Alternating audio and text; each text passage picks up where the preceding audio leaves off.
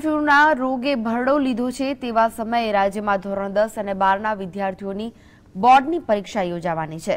ત્યારે ગુજરાત માધ્યમિક અને ઉચ્ચતર માધ્યમિક બોર્ડ દ્વારા સાવચેતીના પગલા સાથે બોર્ડની પરીક્ષા યોજાવાની તમામ તૈયારીઓ કરી લીધી છે।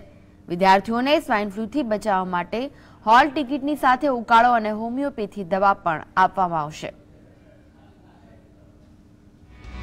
12 માર્ચથી શરૂ થતી બોર્ડની પરીક્ષામાં સામાન્ય શરદી ખાંસી વાળા વિદ્યાર્થીઓને માસ્ક અને સેનેટાઇઝર સાથે પરીક્ષા ખંડમાં બેસવા દેવામાં આવશે।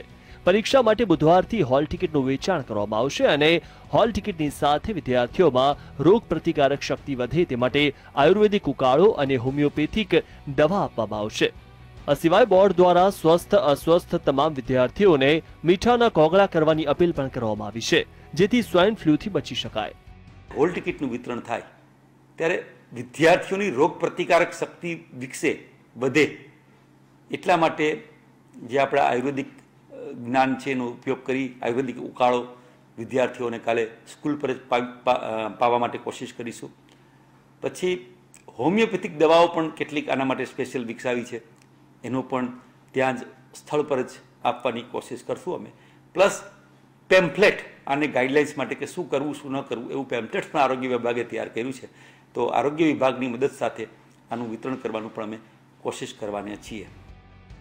બોર્ડની પરીક્ષામાં ગેરરીતિ અટકાવવા માટે પણ બોર્ડ સજ્જ બન્યું છે।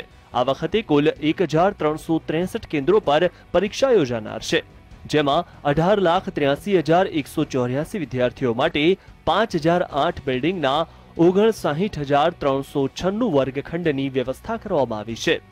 ગેરરીતિ અટકાવવા માટે ધોરણ 12 વિજ્ઞાન પ્રવાહના કેન્દ્રોના 100% વર્ગખંડ, ધોરણ 12 સામાન્ય પ્રવાહના કેન્દ્રોના 90% વર્ગખંડ અને ધોરણ 10ના કેન્દ્રોના 80%થી વધારે વર્ગખંડમાં સીસીટીવી લગાડી દેવામાં આવ્યા છે। બોર્ડની પરીક્ષા વખતે આરોગ્ય વિભાગ દ્વારા દરેક પરીક્ષા સેન્ટર પર માસ્ક અને સેનેટાઇઝરની વ્યવસ્થા કરવામાં આવશે।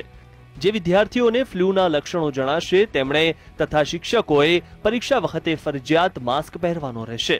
તમામ પરીક્ષા કેન્દ્રો પર સ્વચ્છતા જાળવવા સફાઈની ખાસ વ્યવસ્થા કરવામાં આવે તેવી સૂચના દરેક ડીઈઓને પણ આપવામાં આવી છે। સ્વાઇન ફ્લૂના આ માહોલમાં જ્યારે કારકિર્દી માટે મહત્વની કહી શકાય તેવી ધોરણ 10 અને 12ની પરીક્ષા આગામી દિવસોમાં શરૂ થઈ રહી છે, ત્યારે વાલીઓની સાથે સાથે માધ્યમિક અને ઉચ્ચતર માધ્યમિક શિક્ષણ બોર્ડ પણ ચિંતિત બન્યું છે। અમદાવાદથી મલ્હાર વોરા સાથે કલ્પેશ રાવલ, GSTV, ગાંધીનગર।